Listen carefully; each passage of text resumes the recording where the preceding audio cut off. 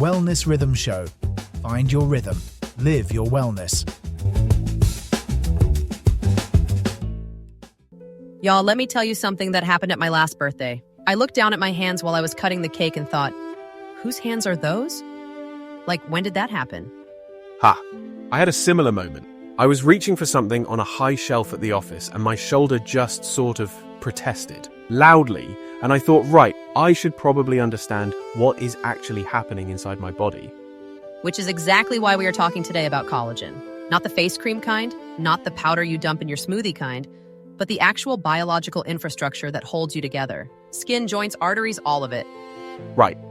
And here is the thing that genuinely surprised me when I dug into this. These systems age together.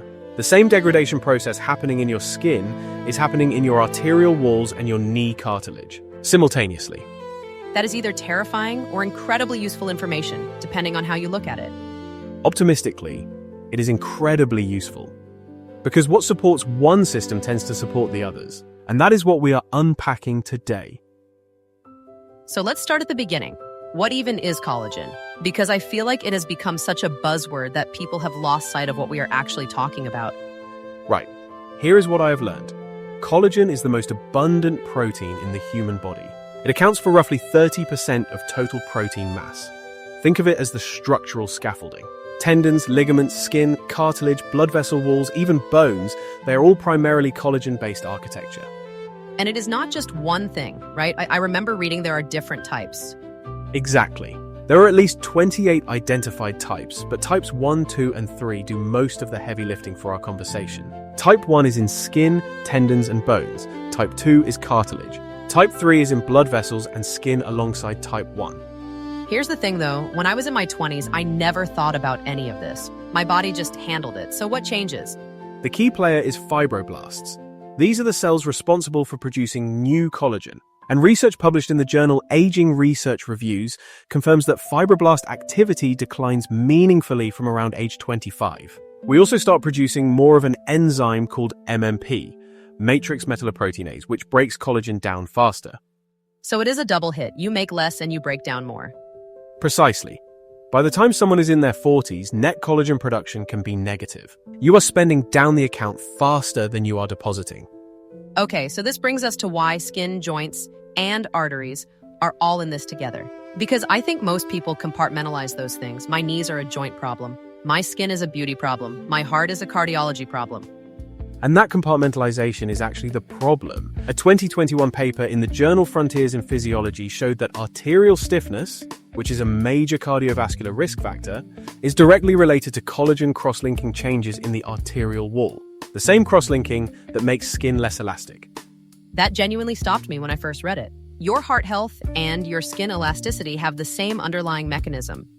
Which is why some researchers, including Dr. Mark Tarnopolsky at McMaster University, study connective tissue aging as a systemic process rather than organ-specific decline. Y'all, if that is not a reason to pay attention to this topic, I do not know what is. And speaking of paying attention, if this kind of conversation is useful to you, please hit like and subscribe. It genuinely helps us keep making the show. Brilliant point, Emma. And on that note, let's dig into what actually helps, because this is where it gets practical and genuinely interesting. Yes, because I went down the collagen supplement rabbit hole and I have opinions.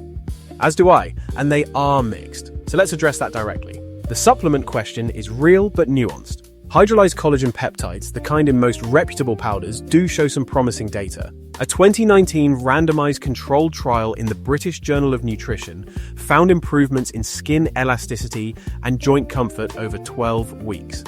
But here's the thing though, you are not eating collagen and having it report directly to your knee. That is not how it works. Correct. Your digestive system breaks it into amino acids, primarily glycine, proline, and hydroxyproline, and those signal fibroblasts to increase production. It is more of a signaling mechanism than direct delivery.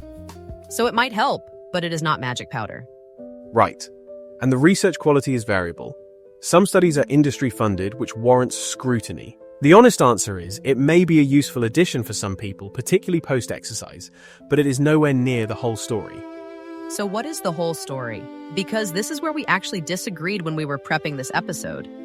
We did. Emma's instinct was move more, load the body. And I pushed back a bit because I thought the evidence for specific loading patterns was overstated. And you were partially right, which I will admit publicly and on record. The nuance is this. Loading is the most evidence-backed intervention we have for connective tissue remodeling. Full stop. But it has to be the right kind of loading. Research from Keith Barr's lab at UC Davis has shown that tendons and ligaments respond to relatively slow, sustained loading, not fast ballistic movements. Which was surprising to me because I assumed high intensity was always better for adaptation. It depends entirely on the tissue. For muscle, higher intensity drives hypertrophy. For connective tissue, slow isometric or slow eccentric loading, think slow bodyweight squats or wall sits held for 30 to 45 seconds, appears to stimulate more collagen synthesis. And here is why this matters for our audience specifically. If you are in your 40s, 50s, or beyond, and you are doing fast, high-impact exercise only, you may be loading the muscle beautifully while the tendons are struggling to keep up. That mismatch is actually a primary driver of overuse injuries in that age group. The muscle gets stronger faster than the connective tissue can adapt. I had a physio tell me this after I strained my Achilles training for a 10K. She said your calf muscle is fine, your tendon is not amused. Exactly.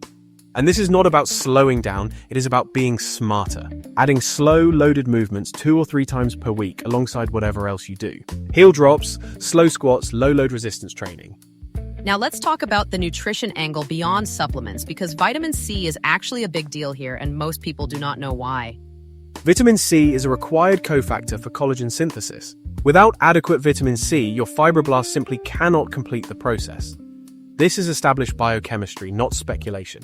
The Linus Pauling Institute at Oregon State University has excellent, rigorous summaries of this research. And you do not need megadoses. You need consistency. Kiwi fruit, bell peppers, citrus, strawberries. This is actually doable. Zinc and copper also play supporting roles. And there is emerging interest in glycine-rich foods, bone broth being the traditional source, though the evidence base for broth specifically is still relatively thin. Right, so the practical picture is slow loading exercise, adequate protein overall, consistent vitamin C, and maybe a hydrolyzed collagen supplement if you want to experiment thoughtfully. And sleep. I know it sounds almost too basic to mention, but growth hormone, which peaks during deep sleep, is a significant driver of collagen synthesis. Dr. Matthew Walker's work on sleep at UC Berkeley connects this clearly. Y'all, we say sleep is important every single episode, and I will keep saying it because it keeps being true. Annoyingly consistent sleep. Okay, so let's address the skeptic in the room, because some people are going to say this is just aging. You cannot really move the needle on structural decline. Right, and I understand that instinct because a lot of wellness content overclaims. But the data on exercise and connective tissue remodeling is not marginal. A longitudinal study from Stanford following runners versus non-runners over 20 plus years found that regular loaded exercise was associated with significantly less musculoskeletal disability in older age. It is not about stopping aging. It is about the rate and the trajectory. Precisely. And perhaps more importantly, how you feel and what you can do. Functional capacity, not just aesthetics. Which matters whether you are 35 chasing toddlers, 50 managing aging parents, or 65 wanting to stay independent and active. This is for everyone in our audience. Okay, so if you are walking away with one thing today, let it be this. Your connective tissue responds to slow, consistent loading. 2 or 3 sessions a week of deliberate, slow resistance movement, whether that is wall sits, heel drops, or slow bodyweight work, plus adequate vitamin C and protein. That is a real doable starting point. And I will add, the framing matters. This is not rehabilitation. This is maintenance engineering. You would not ignore the structural components of a building and only paint the walls. Do not ignore collagen health and only address the surface. That is the most David Park metaphor I have ever heard, and I love it. Thank you so much for spending this time with us. If today's episode was useful, please share it with someone who is asking, why do I feel like my body is arguing with me lately? And hit like and subscribe so we can keep bringing you this kind of conversation. Until next time, keep loading slowly and perhaps eat a bell pepper. That is genuinely great advice. Take care of yourselves, y'all. We will see you next episode. This show is part of the VoxCrea.AI system. If you want a show like this for your organization without building it yourself, go to VoxCrea.AI and request a sample episode.